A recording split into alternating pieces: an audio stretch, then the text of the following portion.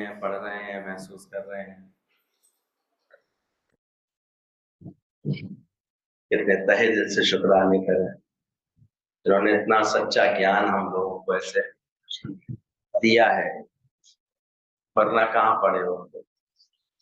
ना मिलते तुम अगर सदगुरु तो ना जाने हम कहाँ।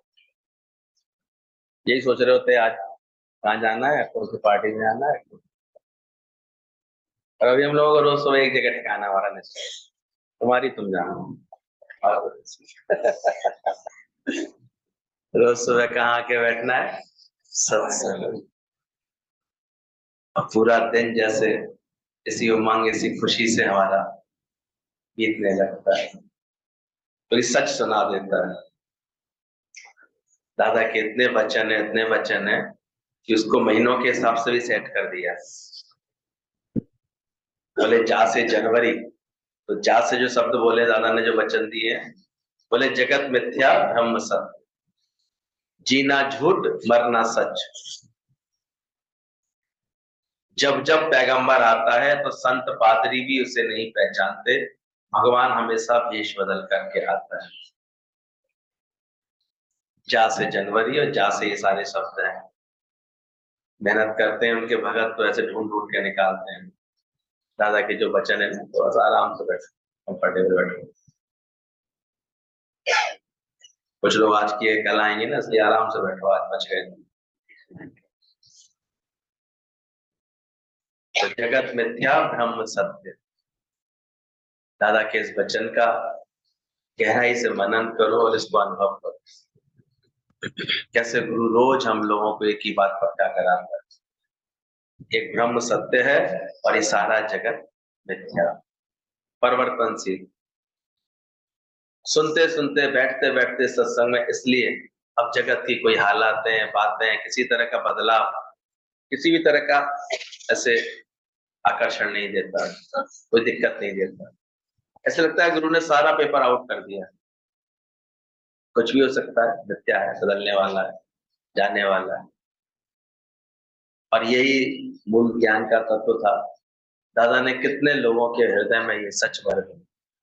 और खास तौर से कहते थे दादा, स्त्रियों का उद्धार तो दादा ऐसे इसी अवतार ने आके किया।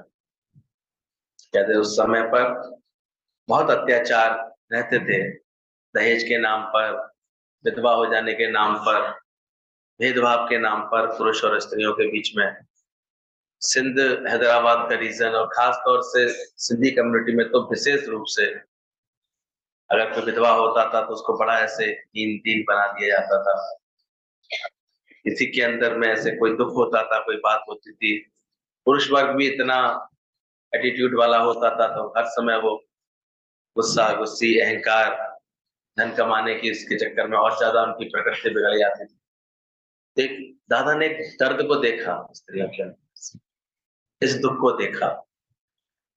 बोले इनका दोष क्या है, पति छोड़ के चला गया, इसमें इनका क्या दोष। उसका समय पूरा हुआ, उसको जाना।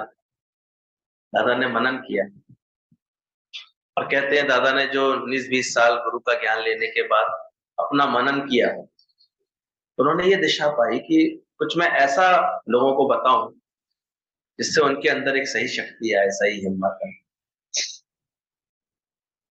तो तब से हम लोगों का ये ज्ञान दादा ने जो प्रकट किया, ये अभी तक जैसे शक्तियां दे रहा है। हम लोग दावे से कह सकते हैं विधवा को आंसू पहुंचने नहीं पड़ते, परमानेंट सूख जाते। इतनी अच्छी बात समझ में आ जाती है, नहीं आती? बता दो, स्वास्थ्य समझ में आ जाता। तेरा क्या गया था? दादा के पास एक बार एक किसी को लेकर आया, दादा इसका ऐसे ऐसे हो गया है। पर वो चूंकि दुनिया में तो यही प्रैक्टिस बन जाती है कि रोना है, परेशान होकर दुखी होकर दिखाना है, ऐसे कर। तो उसे लगा कि यहाँ गुरु के पास जाऊंगी तो और जरा रो के दिखाऊं। और वो ऐसे रो करके ऐसे बैठी हुई थी, रो रही थी अंदर से। दादा ने एकदम फटकार लगाई, कौन चोर आ गया मेरे पास, कौन इसको लेकर आया है, जो भगवान की अमानत में खयानत करके बैठा है। ये ईमानदारी से भगवान के चीज भी वापस नहीं कर पा रहा, रो रो के दे रहा है। 4 दिन पहले पति का शरीर शांत हो, 10-12 दिन पहले और उसको कोई प्रेमी ले आया हो, लेकिन कहते हैं दादा के जैसे ही वचन उसके कानों में पड़े तो एकदम से उसका विवेक जागा, उसको अंदर से लगा ऐसे तो कोई नहीं कहता जैसे दादा कह रहे हैं, और उसे तुरंत अपनी भूल का एहसास हुआ कि मैं ये कर क्या रही हूँ। भगवान की अमानत अगर वापस लेता है भगवान अमानत, तो थैंक्स भी नहीं कर पा रही, ईमानदारी से वापस नहीं कर पा रही। और कहते हैं जो लेके आया था वो तो सोच रहा था अभी शायद लौट के नहीं आएगी, तो दूसरे दिन उससे पहले तैयार होके आ गया, मुझे ले चलो, मुझे कल जो शांति मिली है ना ऐसी शांति मुझे पहले कर दो। मुझे समझ में आया मेरा ही मोह मुझको रुला रहा है, मेरी अधिकार भावना मुझे, तो ये अंदर से दुख दूर करने का जो ये दादा का तरीका था, अंदर एक सच का ये एहसास दिला देने का कि वो शक्ति परमात्मा तो कभी तुझसे अलग नहीं, वो ठाकुर संग सदा अधूरा, ताको अंधा जाने दूरा। और सच में जिसकी भी अमानत दादा के पास होती थी वो खिंच खिंच के आता था दादा के, और ये सत्य सुनता था। तो बोला उस समय जिन हैदराबाद में बड़ी बुरी प्रथा थी दहेज की, शादी में लड़की का कम दहेज मिलता था तो बड़ा अत्याचार उसको होता था, कैसे उसको ताने सुनने को मिलते थे, बातें सुनने को मिलती थी। तो उन दोनों इतना पर्दा था कि औरतें घर की चार दीवारी में ही रहती थी, वह दहलीज नहीं लांग सकती थी। पुराने जमाने के जो लोग होते हैं वो जानते हैं उन्हें बात, जबरदस्त नियम कानून से बने रहते। सारे दिन स्त्री को मिलता ही क्या था, रूखा सूखा खाना, गाली मार फटका। दादा स्त्रियों की ऐसी दशा देखकर दादावान का हृदय करुणा से भर गया था। उन्होंने संकल्प लिया कि स्त्रियों का उद्धार करना है, उनसे जागृति और साहस भरना है। इसके लिए दादा भगवान ने स्त्रियों को उनकी जरूरत का ज्ञान देना शुरू किया। समय समय पर वो हर बात सिखाते अपने सत्संग में कि घर में कैसे सबसे प्रेम करो, नम्रता करो, मिट करके चलो, प्रेम से सबके हृदय में भी स्थान बनाओ, लेकिन साथ साथ ये भी सिखाते थे सबकी सेवा करो पर जुल्म नहीं सहो। दादा के अनुसार जुल्म करना पाप है अगर, तो जुल्म सहना भी उतना ही बड़ा पाप, और एक शक्ति देते थे, ताकतवर बनाते थे। थोड़े दिन कोई दादा का ज्ञान सुनता था तो शैलपुत्री उसके अंदर मजबूती आ जाती, समझ में आ जाता था हम क्यों इतना अपना बेकदरी करा रहे हैं, क्यों किस बात के लिए अपनी कमजोरी ला रहे हैं अपने अंदर। तो ये उद्धार दादा ने किया, और उसके लिए कहते हैं उस समय दादा ने कई बार स्त्रियों के जुलूस भी निकाले। सुख पहुंचता तो दादा के ज्ञान से सबको, ज्ञान सुनने स्त्रियां आना भी चाहती थी, पर दादा भगवान का चोला पुरुष रूप का था, इससे उन पर पाबंदियां बहुत लगी। स्त्रियों को ज्ञान सुनाने के लिए कोई आश्रम और हाल भी नहीं था, खुले मैदान में बैठते थे, बाग नीचे बैठते थे, तो निंदा भी होती थी दादा की, लोग कलंक लगा के जाते थे। बोले मर्द औरत को बेजुबान जानवर समझते थे, अपना हक समझकर उन पर हुकूमत करते थे। पहले के समय में लड़कियों को भी किसी बात में उत्साहित नहीं किया जाता था, पहले ही दिन मुंह उतार लेते थे उसका कि तुम तो लड़की है लड़की है। ऐसे भी देखो लक्ष्मी आई है ऐसे बोलते हैं, और बेटा पैदा हो तो कैसे ढोल से बजवाते हैं, लड़की होती है तो ऐसे। अभी तक लोगों के अंदर में जहाँ सही समझ नहीं है वहां ऐसे रिएक्शन होते हैं। बोला जो प्यार स्त्रियों को घर गृहस्थ में पर्याप्त नहीं था, जो सम्मान जो प्यार वो दादा भगवान से मिला, इसलिए स्त्रियों का एक बार जुड़ता चला, एक समझ मिलती चलेगी सबको अच्छे से। दादी उनवानी करके एक योगी थी, दादा भगवान के ज्ञान मिला उसको, वह लखनऊ में सबको ज्ञान सुनाने लगी। दादी पुनवानी वर्षों से उन्हें हिल स्टेशन जाने की कामना थी, पर किससे कहती, कहते दादा भगवान को जैसे ही पता लगा, दादा ने प्रोग्राम जब बनाते थे सबसे पहले उनका ही टिकट करा लिया। मतलब कैसे किसकी क्या भावना, कोई बच्ची बच्ची फंसी हुई कोई इच्छा है किसी के अंदर, उसको भी कैसे पूरा कराना है, वो भी आर्ट थी दादा वहां की। सही साथ देते थे, ज्ञान की इतनी सुंदर समझ देते थे, पवित्र हृदय बनाते थे, और ये आत्म ज्ञान ऐसा सुख दिया।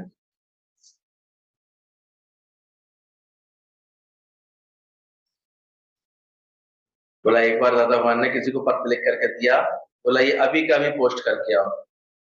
लोकल पोस्ट निकल चुकी थी, दादा ने कहा जाओ दादर से पोस्ट करके आओ, पर ये पत्र आज ही उसको निकलना चाहिए।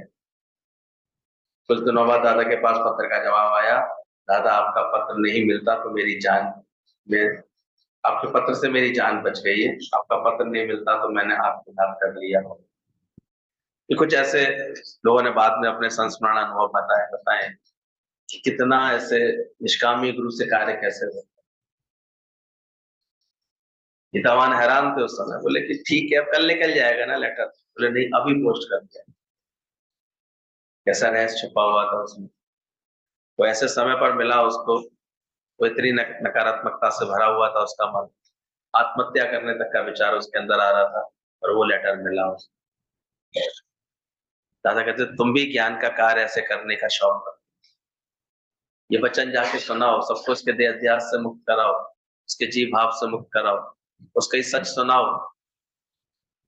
उसको प्यार अगर करना है तो परमात्मा से प्यार करें, कहाँ जगत में प्यार करके बैठा हूं, अटक जाता है, फिर दुखी सुखी होता रहता है बार बार। तो दादा भगवान का पत्र ऐसे करके उसको आत्मघात से बचा लिया।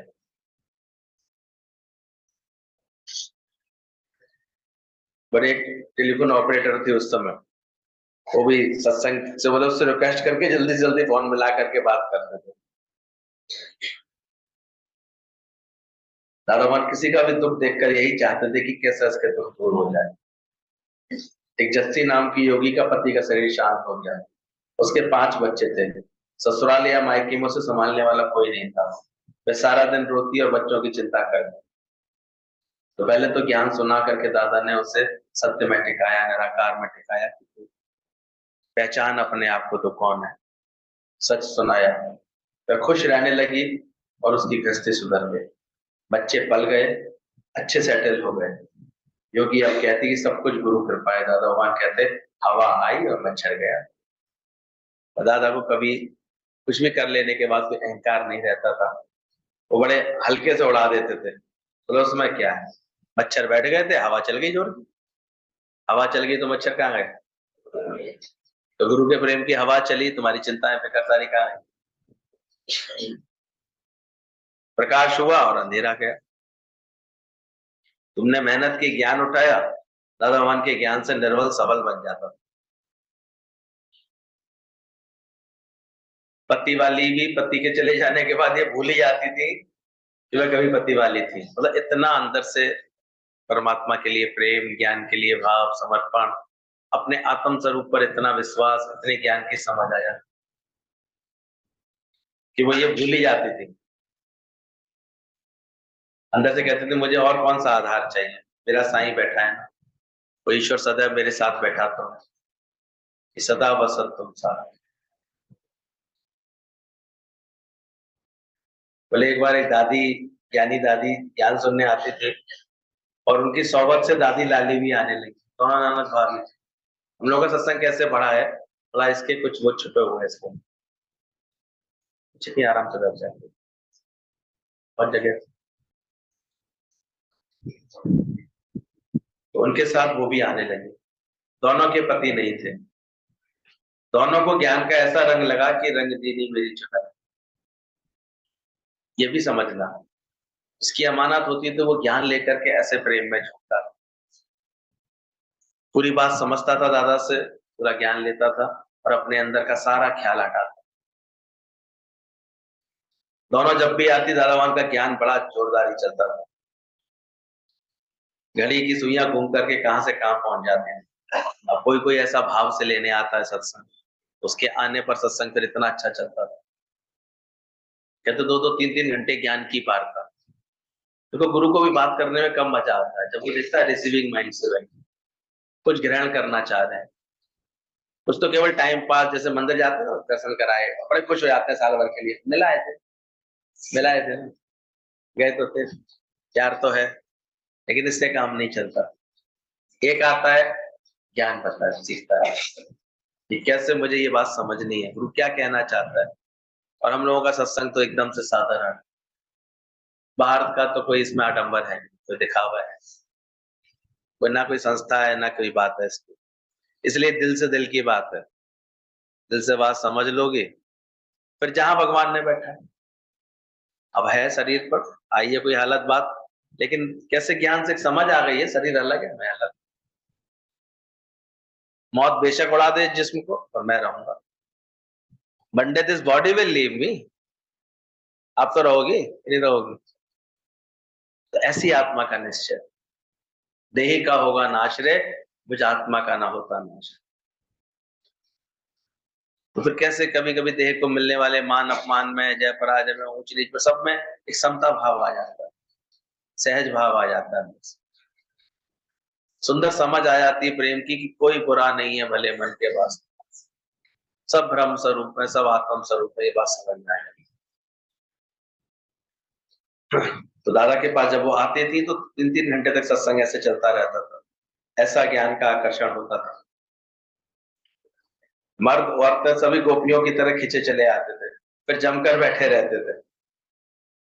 एक बार आधी रात को दादी ज्ञानी और लाली दादी निकल पड़ी, उन्हें जैसे होश ही नहीं रहा, वो उठी और लगन में एकदम चल दी ऐसे घर से तैयार हो। घड़ी नहीं देखी उन्होंने, बज रहे थे 2:30-3 रात के। पुलिस वाले ने कहा कहाँ जा रही है उस समय रात। तब उनको होश आया, अरे कहाँ जा रहे, मतलब इतने प्रेम में गुम हो गए, ज्ञान में इतने गुम हो जाते। लगी वालियां नु नींद नहीं आती, जिनको ये लगन लग जाती ना, फिर उनको नींद नहीं आती। वो पूरा का पूरा गुरु से अपनी अमानत लेते हैं, जल्दी से जल्दी ऐसी मन की स्थिति बनाते हैं कि दुख जम न से, बातें मिट जाती। और दादा ऐसे ही थोड़ी, कल भी बताना, दादी जब गालियां देते थे तब जी भाव छूटता था। एक हरिराम नाम का आता था, देखा दादा ने ये इतने दिन से आ रहा है लेकिन फिर भी इसके अंदर का जगत का आकर्षण, इसका दुख ही होना, इसका ऐसे चिंतित रहना, ये अटका रहना, ये छूटता नहीं है। नहीं, कस के एक दिन भरे सत्संग में गाली दी, तू हरि राम नहीं है हरामी है। तो इतने दिन से ज्ञान सुन रहा है फिर भी अपने अंदर में माया से विचलित होता है, जगत की बातों से परेशान होता है। तो दादा की गालियां भी ऐसे असर कर, रोज को ऐसे जागृति आई अंदर से, वो पैर पकड़ के खूब फूट फूट के रोया, दादा मुझे जगा दो, दादा मेरा मन ऐसे ठीक कर। ये मन ही तो है, तो सारे समय भगवान की तरफ ले आता। आज क्या है, एक भगवान गुरु के आकर्षण में खिंच खिंच करके आते हैं तो इन बातों का अभ्यास हो जाता है। दुनिया किसका अभ्यास कराती। अब तुम अंदर ही अंदर देखो, तुम्हारा बोर्ड किधर पड़ा हुआ है, और ऐसे मूर्खों के तो बोर्ड का क्या हालत होगी। वो सपा में भी मारा या कमल पे भी मारा है, क्या होगा उसका हाल। तो ध्यान रखना, गुरु को भी मार दिया वोट और माया को भी मार दिया, कहाँ जाएगा वोट, बेकार हो जाए। इसलिए दिल दो एक को, वो भी दो नेक को। तुमने तो मंदिर का प्रसाद समझ रखा है जो बांट देते हो, अरे को इसको देना चाहिए, ज्ञान से समझना चाहिए बात। तो कैसे दादा डांट लगा के फटकारा। एक बार एक योगी पाकिस्तान से आई, उसका पति का शरीर शांत हो गया था, रोती हुई दादा वन के पास आई। दादा ने उससे कहा शर्म कर, तो थाई नहीं थाई जाने वाला चला गया, तू रोती क्यों है, तुमने क्या समझा था वह सदा रहने वाला है। कहते हैं उस योगी का एकदम से बंद हो गया रोना, विवेक जाग गया, जो जन्मा है तो एक दिन मरना ही है, तो वह मर गया। दादा भगवान ने झटपट कहानी खत्म कर दी। योगी अनपढ़ थी पर कहती थी दादा भगवान ने प्यार में ज्ञान के साथ साथ शास्त्रों का ज्ञान भी दे दिया, इतनी सरलता से ज्ञान देते थे। एक योगी की 7 बेटियां थी, तो उसे चिंता लगी रहती थी क्या होगा दादा मेरा, क्या होगा, ये 7-7 बेटियां हैं, शादी की चिंता रहती थी। तो उससे बड़े हल्के नमूने कह देते थे, मेरे 4 बेटे, 4 की तो समस्या तेरी हल हो गई, 3 की सोच ले ना। मौज मौज में भी किसी तरह हल्का कर, सच्चे गुरु के लिए बोला गया उसको क्या करता है गुरु, किसी ने पूछा है, गुरु और शिष्य जा रहे थे, बोले गुरु जी आप करते क्या है। गुरु जी के आगे एक व्यक्ति जा रहा था, वो सर पे गठरी लेके जा रहा था, गुरु जी गए उसको धक्का दे आए, उसकी गठरी गिराया है। बोले ये क्या किया? बोले तो ये बता रहा था गुरु क्या करता है। बोले अरे आप ऐसा काम करते हो, धक्का देते हो। बोले देखा नहीं वो गठरी से कितना दबा जा रहा था, मैंने क्या किया उसकी। तो हम चिंताओं की, फिक्रों की, बातों की, ये जो गठरियां ले लेके चलने लगते हैं ना, गुरु क्या करता है, ऐसा तुम्हें देह अध्यास से तुम्हें आत्मा में धक्का देता है कि वो गठरी तुम्हारी गिर जाए, सच बता देता है। जी भाव के कारण हम गठरियां बना लेते हैं और गुरु इतना सही बात समझा करके वो हटा देते। बिसर गई सब तात पर आई, जब से साथ संगत हो गई। तो जकार्ता इंडोनेशिया से सुलक्षणी नाम की एक योगी अपने पति का इलाज कराने बम्बई आई। इनके लिए भी दादा के लिए बताया जाता है कि कैसा, अब ये सहज होता था। देखो हमारे यहाँ कुछ गुरु ने कुछ बन के कुछ नहीं किया, जैसा भाव वैसा उसने अमृत चखा है। जकार्ता की थी रखनी, उनको पहले रहती थी अपने शादी से पहले, सत्संग उसने सुना हुआ था, तो पति का इलाज कराने आई। पति को कैंसर था, तो उसे बड़ा शोक था, अंदर में दुख था, और कैंसर का उस समय बड़ा मुश्किल से बॉम्बे में इलाज मिलता था, बड़ी तकलीफें होती थी, इलाज भी बड़ा लंबा होता था, और उसमें भी फिर पूरे पूरे चांसेस ना बचने के रहते थे, बचने के तो कम होते, ना बचने के चांसेस रहते। दादा को पता लगा, कहते थे दादा साइंस से रोज कोलाबा तक उसको ज्ञान सुनाने जाते। वो दादा का आदर्श तो ऐसा अविस्मरणीय है। सुबह सत्संग खत्म करके अपने यहाँ का तुरंत बस में बैठते थे, लोकल बस में, और फिर साइंस से कोलाबा तक जाते थे और उसको सत्संग सुनाते थे। उसके पति के पास पहुंच जाते थे 11-12 बजे के बीच में, फिर पूरे घंटे 1.5 घंटे उसको साथ देते। छोटे शहरों में तो फिर भी 4 लोग तुम्हारे जान पहचान के होते हैं, बड़े शहरों में कोई नहीं मिलने, आप है बीमार तो पड़े रहिए अकेले। लेकिन दादा जाते थे उसके साथ 2 घंटे बैठ के ज्ञान की मेहनत करते, और वो ये समझती थी दादा यहीं कहीं रहते होंगे, आ जाते हैं मिलने। उसने ना कभी जानने की कोशिश नहीं, ना दादा ने कभी बताया। जो निष्कामी होता है उसे तो कुछ कर्ता भाव होता नहीं है, तो दादा ने बताया नहीं। फिर सुनाते सुनाते उसको सत्संग, शरीर है कुछ ना कुछ मांगता है, तो दादा चुपचाप जाते थे, मैं अभी आया 5-10 मिनट, नीचे जाकर के पाव वड़ा और कुछ ना कुछ चाय वाय पी करके फिर आया आते थे। फिर शाम का सत्संग के लिए फिर वहां से निकलते थे।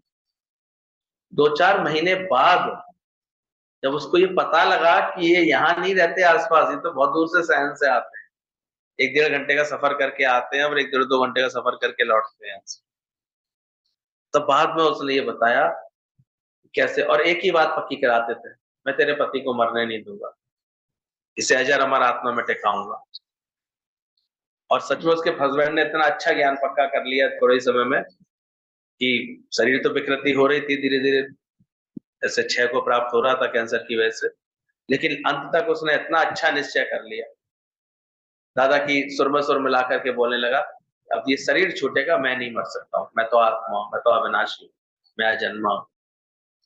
और ऐसे प्रसन्न चित्त रहने लगा, आनंद में रहने लगा। तब उसकी लस रखनी को ऐसे हैरानी हुई कि दादा ने क्या कमाल कर दिया, पूरे घर का वातावरण ही बदल दिया, सारा दुख वैसे मिट गया अंदर से। तो ये दादा की निष्कामता, आना जाना बस से होता था। जब वे भाव से भजन गाते तो दोनों योगी अपना कष्ट चिंता भूल करके मस्ती से नाचने लगते। दादा के शब्दों में दुख अज्ञान के कारण समझ में आता है, एक अज्ञान को नाश कर दे तो दुख सहित सब शरीर ही भूल जाता है। क्यों याद आता है दुख? तो क्यों नहीं बोलती हो? तो कल क्या दुखी हो रही थी? मुझे तुम्हारे पास रहता नहीं, तो फिर अच्छा, अरे आजकल बहुत अच्छी सुविधा है, सीधे वीडियो कॉल करो, सामने बैठा मिलता है। कितना तो फायदा कर दिया टेक्नोलॉजी ने। फिर भी ऐसी जोर की याद आई है, ठीक है, कोई बात नहीं, याद ही तो आई, याद है तो आवाज है। तो दुख अज्ञान के कारण समझ में आते हैं, दुख अज्ञान का नाश कर देता है, तो दुख सहित ये शरीर ही भूल जाता है, जो गुरु जो है अज्ञान का नाश कर देता है। इस तरह से उन दोनों योगियों की लिंक ऐसी जुड़ी, बाद में उस लखनी ने जकार्ता में इतना अच्छा ज्ञान का कार्य किया। बाद में भी नारायण भगवान लोग जाते थे, गुरु जी लोग जाते थे ऐसे। श्याम भगवान भी गए जकार्ता, इंडोनेशिया जकार्ता में पूरा सत्संग दादा भगवान का अभी तक है।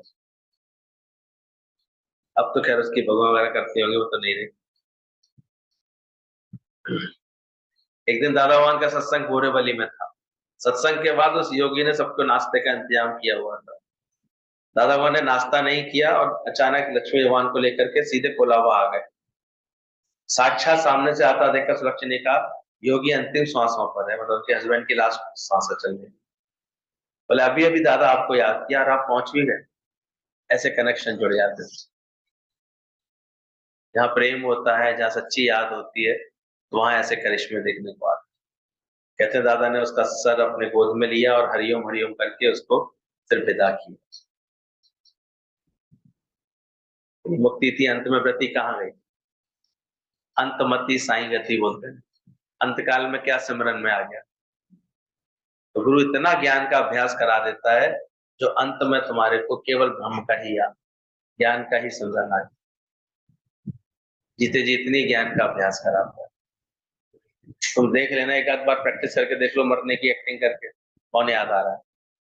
बेटी बेटे तो याद नहीं आ रहे, उन्हें कौन करूं बोला, अभी तो मुझे डाउट है कौन याद आएगा। हमारी क्या गारंटी है भगवान को? कौन याद आएगा? देख लो अभी। दादा तो कहते थे प्रैक्टिस करना, सफेद चादर ओढ़ के लेट के देखना कहाँ मन गया, किसमें मन गया। आएगा युग में तो नहीं आएगा। आ रहा हुआ स्कूल से, सोच लो।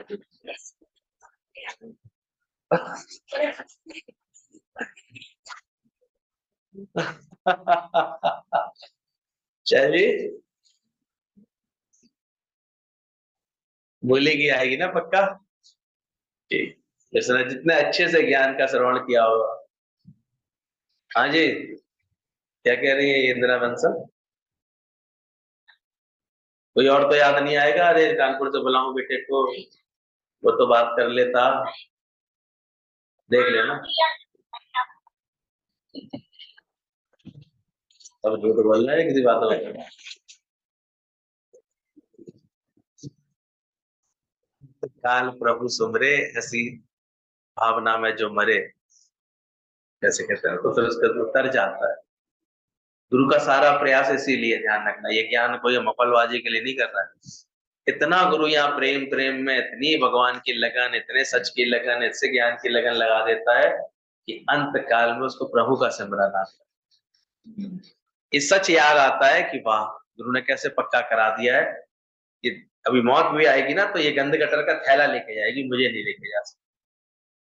तो ले आएगी क्या? तुम कहाँ रहोगी?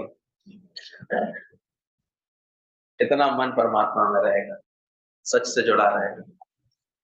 गुरु नानक देव बोल के गए, अंतकाल स्त्री सुमरे, ऐसी वासना में जो मरे।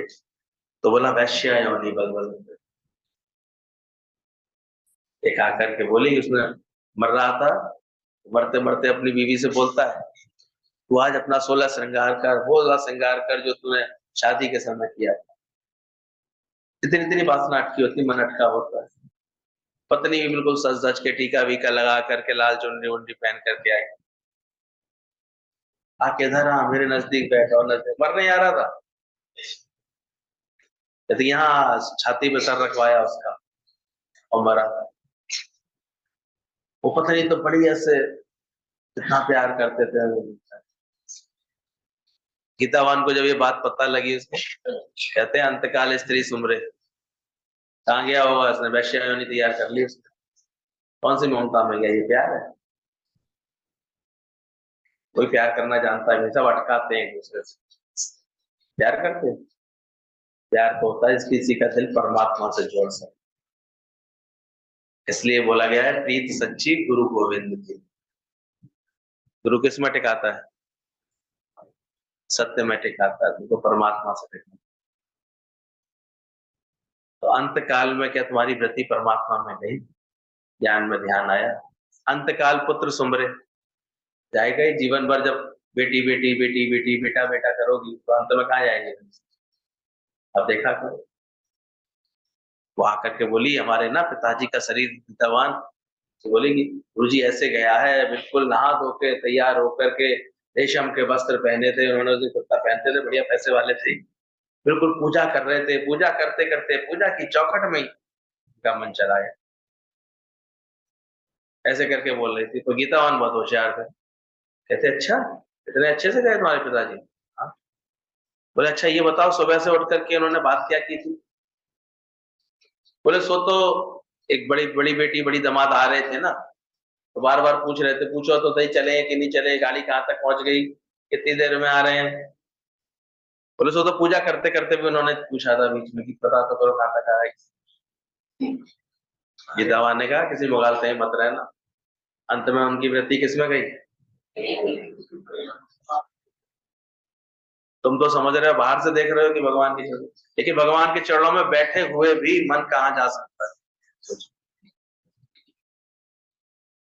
अंतकाल पुत्र सुमरे, ऐसी चिंता में जो मरे, तो बोला सुकर योनि बल बल उतरे।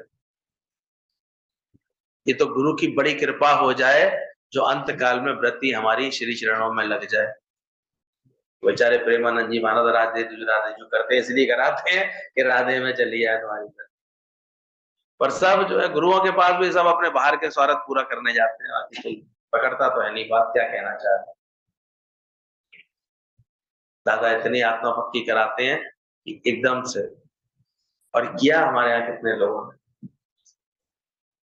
कहते हैं लक्ष्मी मान का इकलौता एक बेटी थी उनकी, और उसका शरीर शांत हुआ। उसे प्रॉब्लम तो रहती थी बचपन से, और दादाजी के संग लक्ष्मी भगवान इतने ऐसे पूरी तरह से कदम से कदम मिला के चलते थे, तो दादाजी के साथ ही उधर थे वो कोलंबो में, जो श्रीलंका गए वो सत्संग में, प्रेमी के कहने पर गए। और वहां जब ये खबर आई कैसे से तुम्हारी बेटी का शरीर शांत हो गया, तो दादा ने पूछा भी तुम्हारा जाने का भाव है क्या? जाने तो तुम्हारा इंतजाम करें इंडिया जाने का। कहते दादा आप किससे मिलना, तो वो है ही नहीं। कितना अंदर से निश्चिंत था। सोचो इकलौती संतान हो, ज्ञान से कितना मन जो है हमारा सही ज्ञान की भावना में आया। और नहीं तो इतने दिन सत्संग सुनने के बाद भी किसी का होता है ना ऊंच नीच, तो ले अटैचियां भागती, बाद में कहती है गुरुजी से तो बाद में पूछेंगे, देर नहीं लगती। ममता ऐसी होती, भगा के लेके जाती। और लक्ष्मी भगवान के लिए बोला गया कि बाद में दादा भगवान ने रात को टॉर्च से उनके चेहरे को दिखवाया। गुरु भी तो ऐसा जबर चाहिए, केवल दिन में तो ये नॉर्मल दिखाई दे रही है, रात को तो जरूर वही होगी।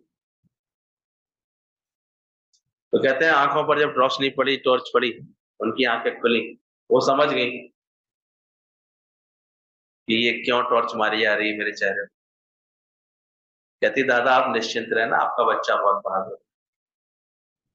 जब इतना सत्य आपने बता दिया है, सच बता दिया, शरीर तो सभी माया में होने के कारण विनाशी, प्रैक्टिस कर लिए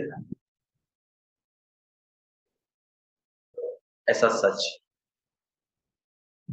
और उसके बाद तो सभी जानते हैं लक्ष्मी भगवान ने कितनी सुंदर आत्मज्ञान की स्थिति पाई। आज भी इतना बड़ा सत्संग उनका चल रहा है, अमर है। तो जो ज्ञान से दिल लगाएगा, इस दुनिया से दिल लगाते हैं क्या मिलता है? इन लोगों को देखो, इन्होंने किससे दिल लगाया? ज्ञान मिले गुरु के मुख से, और गुरु मिले सत्संग से, सत्संग मिले प्रेम लगन से, तो ऐसा प्रेम। फिर उनके लिए बताया जाता है कि कैसे दुख जो है दारू बन जाता है। दादा ने वचन दिया कि जबरदस्त दुख आने पर भी इंसान से परमात्मा की प्यास बढ़ती है, तो अंतकाल में कहाँ मन जाए ये जरूर देख लें। अंतकाल धन सुमरे, ऐसी चिंता में जो मरे, उस सर्प योनि बल बल उतरे। अंतकाल स्त्री सुमरे, धन सुमरे, पुत्र सुमरे, और अंतकाल मंदिर सुमरे। मकान भी बनवा लेते हैं बड़ी आसक्ति से, तो अंत में मन कहाँ जाएगा? किसमें जाएगा? तो प्रेत योनि, छपकली योनि। देखा करो कोई छपकली घर से जाती नहीं है, समझ जाया करो कौन आ गया। जिसने वासना से मकान बनवाया होगा, तो मरने के बाद कहाँ घूम रहा होगा? बनना है तो आज ही ज्ञान समझ करके अपनी सारी ममता हटा। ऐसा ज्ञान पक्का करके वहीं की वहीं गुरु अटक सारी खत्म करा देते। ध्यान रखना इस बात का। अंतमति साईं गति, अंत में मेरी वृत्ति का, अंत में प्रभु में चली जाए, भगवान के सिमरन में चली जाए, उसके गुणगान में चली जाए। तो कभी भी उसको जो कहते हैं ना, लोगों को कहते हैं 100 बिच्छुओं के डंक लगते हैं मरते समय इंसान को, ज्ञानी को नहीं लगते। वो इतना परमात्मा से जुड़ा हो, वो जीते जी अपने को देहाध्यास से इतना अलग कर दे। सोचो, हम जो बात समझा रहे हैं वो तो समझो कि अंत में ना चला जाए, इतना अभ्यास किया है, रति ऐसी बनाई है। दादा का ज्ञान जिसने ठीक से समझा है, कौन दुखी करता है? दुनिया थोड़ी दुखी करती है। कभी कभी देखा हो तो किससे पाते हो? अंदर मन में हलचल किस चीज से आती है? जहां मैं और मेरा है, और किसी से नहीं आती। उन्हीं का चिंतन चलता है, उन्हीं का ख्याल चलता है, उन्हीं से दुख लगता है। कि पहले ही पहले गुरु ऐसी बात पक्की कराना चाहता है, क्या तुम्हारे करने से उनको उनकी प्रारब्ध मिलने वाली है? बच्चे आपे आप बड़े पढ़ते नहीं, आपे आप नहीं करते। तुम व्यर्थ में एक अभिमान बनाते हो, मैं पढ़ा रही हूँ, मैं देख रही हूँ, मैं नहीं देखूंगी तो कौन देखेगा, मैं नहीं करूँ। अब कौन देखने आ रहा है लंदन? फिर कौन संभाल रहा है? खुद उनके अंदर विवेक बन करके भगवान संभालता है। तो जीते जी वैसे हम कहते हैं उसमें आते हैं। पहले ही गुरु कहता है सबकी प्रारब्ध फिक्स है, सबका हिसाब किताब फिक्स है, वैसा होके ही रहेगा। सब जो बना हुआ है खेल, ऐसा बन के ही रहता है। पहले रची प्रारब्ध पीछे रचे से। तो ये चिंताएं पालते रहते हैं अपने जीवन में, वो कुछ खत्म हो रही है? फिक्रें पाल लेते हैं, चिंताएं पाल लेते हैं, मस्त होकर के उसका शुक्र अदायगी में रहना चाहिए। तेरा भाणा मीठा लागे, जो तुझ भावे साई भली का। हम सोचते हैं ये बनाएंगे बच्चों को, ये करेंगे, जो बनना फिक्स है, इसलिए पहले ये चिंता हटा दिया करो। सबका पहले ही रचा पड़ा है, रचना राम बनाई। ये तो भगवान ने सिर्फ तुम्हारे घोंसले में रख दिए थे, पर हैं तो बच्चे उसके। जैसे कोयल है ना, अपने बच्चों को कौवे के घोंसले में रख देती है, और कौवा बाबरा से सोचता है ये मेरे बच्चे हैं, मेरे बच्चे, मेरे बच्चे। और वो बड़े होते हैं, फिर कोयल बन के संग उड़े आते हैं, फिर वो परेशान होता रहता है। तो ऐसे कुछ समय जब पलते हैं ना बच्चे हमारे आंगन में, हमारे घर में, तब हम इतनी ममता डाल लेते हैं उसमें, अटक जाते हैं। जबकि है सब परमात्मा की संतान। उसे कहाँ किसका क्या हिसाब किताब करना है, कैसे पहुंचाना है, वो वैसे करता है। ये समझ जब ज्ञान से मिल जाती है ना, तो ये व्यर्थ का अटकना, व्यर्थ का दुखी सुखी होना, और किन से दुखी सुखी हो रहे बैठ करके? कमाता नहीं है वो, कमाता नहीं है, कमाता नहीं। तो देख रहा होगा कहीं से पेंशन आ रही होगी, कहीं किसी तनख्वाह आ रही होगी, कोई कोई फिर ऐसे प्रकृति बना लेते हैं अपनी, लड़ झगड़ के किसी से कुछ ना कुछ तो मिल ही जाएगा अपने जीवन के लिए। नहीं करते, नहीं सिंसियर होते, नहीं संस्कार लाते। लेकिन हाँ, ये देखा गया अगर तुम ममता करना छोड़ो, मोह में व्यवहार रखना छोड़ो, तो फिर होश ठिकाने भी होते हैं कभी। और पूरा पूरा जीवन हमारे हिंदुस्तान में तो बहुत मुसीबत, इतनी ममता में अटका अटका करके अपना बीमार तक पड़े आते हैं, जीवन से चले जाते हैं, लेकिन ममता तू ना गई मेरे मुंह से। टूटे दसन बचन नहीं आवे, सोवा गया।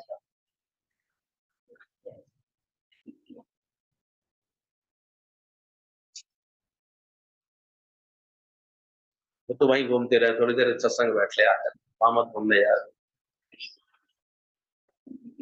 हाँ तो जान लो, सुना दो मैं समझे। अरे मुझे क्या करना, पहले यहाँ की बात सुन। ये भी देखो इतने एब्सेंट माइंड होते हैं, सत्संग यहाँ का तो सुना नहीं, वहां घूम रही अपना नहीं गया, घुमाएंगे। ये मन तो ऐसा है, बिना टिकट कहीं भी लेके जा सकता है।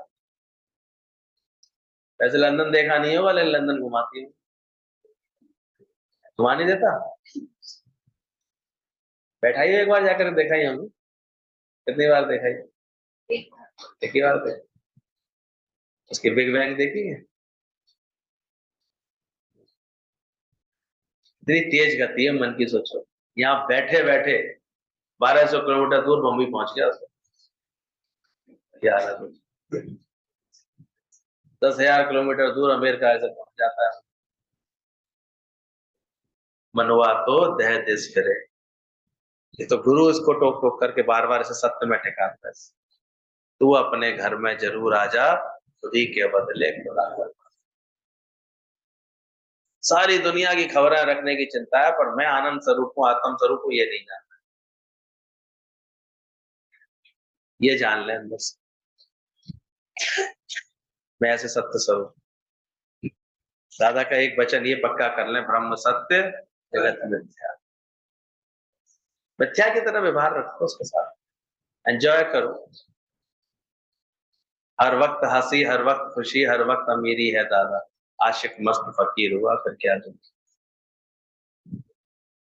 सदगुरु के जो हो जाते हैं ना, फिर उन्हें दुख नहीं कोई लगता। एक आध कोई ऐसा बना है, दुख लगने बंद हो जाते हैं, बिल्कुल ही कभी लगे ही नहीं हो, किसी बात के लगते ही नहीं हो, अब खत्म हो गई, बिसर गई। कितने लोग बोल पाएंगे दादा का दिन है कल? सच्चाई से कौन कौन बोल पाएगा? उठाते उठाते हाथों से नीचे करने लग जाता होगा ना कभी कभी। पक्का? बिल्कुल पक्का। शाबाश, तालियां। दुख जम न सहे। बच्चे तो ऐसे ही चाहिए बाप, जो बच्चे कौन कौन से अच्छे होते, पिताजी पे जाए। तो हमारे दादा सुख रूप है, आनंद रूप है, बच्चे कैसे होने चाहिए? बिसर गई सब तात पर आई। और ये होता है संभव गुरु के प्रेम से।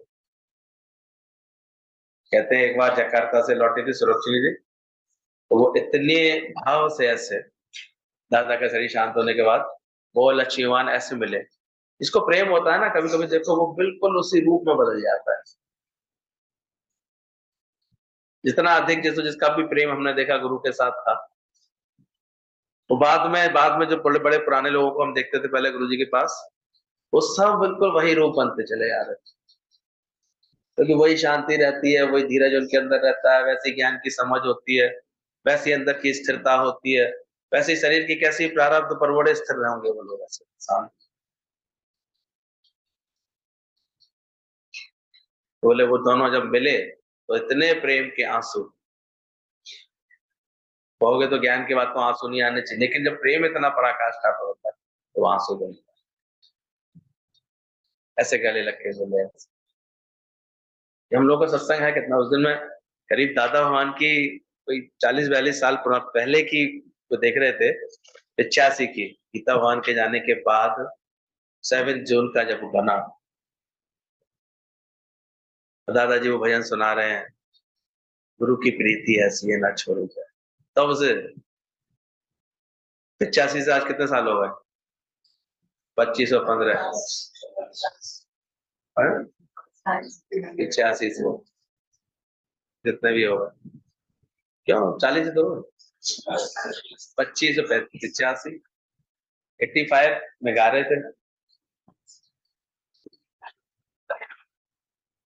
हम लोगों के पास। कितनी अच्छी जुबानी है, हम दादाजी की बात कर रहे हैं और जी दादाजी स्मरण में आ रहे हैं, क्योंकि अब वो बिल्कुल वही रूप बन गए हैं। तो सच्चा गुरु करे आप सम्मान।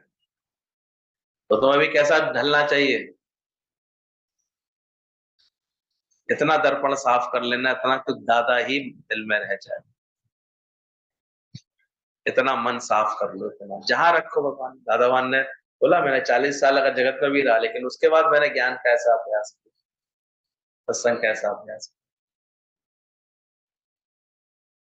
तो ये तो कोई तर्क ही नहीं है। गुफा चाहे सालों से बंद रहे, लेकिन जब खुल जाए उसमें, तो उसमें अगर एक मसाल जला लो ना, पूरी गुफा में रोशनी हो जाती। तुमने कितने साल बाद तुम सत्संग में आए, इससे कोई लेना देना नहीं होता। आज ज्ञान का दीपक जला दो, आज तुम जागृत। ज्ञानी के मन सदा आनंद, तो ऐसा आनंद अपने अंदर रखना। गीता में भगवान कृष्ण ने कहा है, जितना जितना भक्त मुझे याद करता है उतना ही उतना मैं उसे याद करता हूं।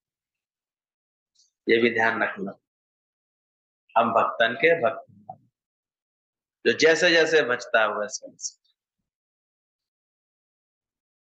कभी देखते हैं अचानक गुरु किसी के बारे में ज्यादा बात करता है या ज्यादा दौड़ के उसके पास जाता है, तो कभी गौर करके देखना, वो भी उतने ही याद में होगा। ऐसा हो सकता है? जितना जितना भक्त मुझे याद करते हैं, भगवान कृष्ण बैठ रहे थे, कुछ दीपकों को इधर खींच रहे थे, उसको जाने दे रहे। प्रैक्टिकल करना है इस बात का, देखना। भाव जिस जन्म में नहीं, तो अंदर भाव का दीपक कितना जलाना पड़ेगा। गुरु तो देता है, गुरु तो बहुत देने को बैठा हुआ है, पर झोली हमारी तंग होती है। जितना जितना प्रेम वह मुझसे करता है उतना उतना प्रेम मुझे भी करना पड़ता है। तो कभी गुरु के प्रेम पर नहीं उंगली उठानी चाहिए, ऐतराज रखना, हमें खुद देखना चाहिए हम कितना करते। समझ में आ रही है बात? नहीं आ रही?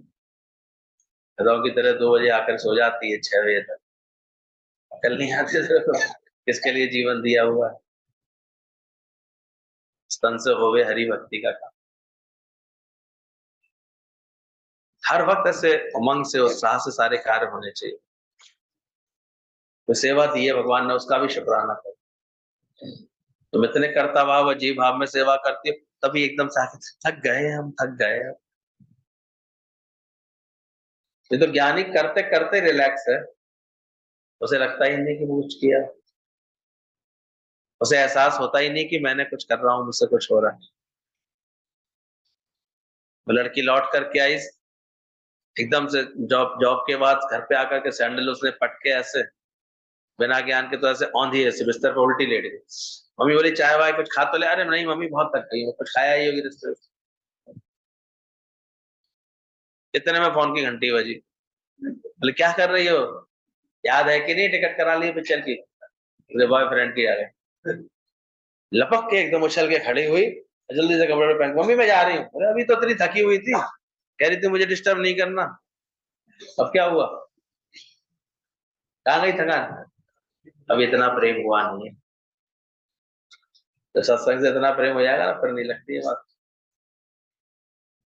1 सेकंड में उछल के खड़ी हुई है, क्योंकि मन को वो रस था, इतना ज्ञान में रस नहीं आया, इतना प्रेम करने में, गुरु के कार्य करने में, गुरु की बात को तो। जब ये रस आवे, चली आई तुम आज नाचते हुए, कितने महीने बाद आई है? हाँ? 1.5 महीने बाद शर्म नहीं आई? कल फिर नाच लेना, फिर 1.5 महीने की छुट्टी कर लेना। तो सीधे सीधे बुद्धि सही रखा करो, शांति से आओ। कांच की सामान होते हैं, उसके ऊपर क्या लिखा था, हैंडल विथ केयर। बड़ी उम्र हो गई है, मामला थोड़ा ऐसा हो गया, ठीक से चलाओ इसको। कल नहीं आओगे अब? इसलिए आई है जी, कल नहीं आओगे। शुक्राने करो। क्या शुक्राने निकल रहे हैं तुम्हारे अंदर से?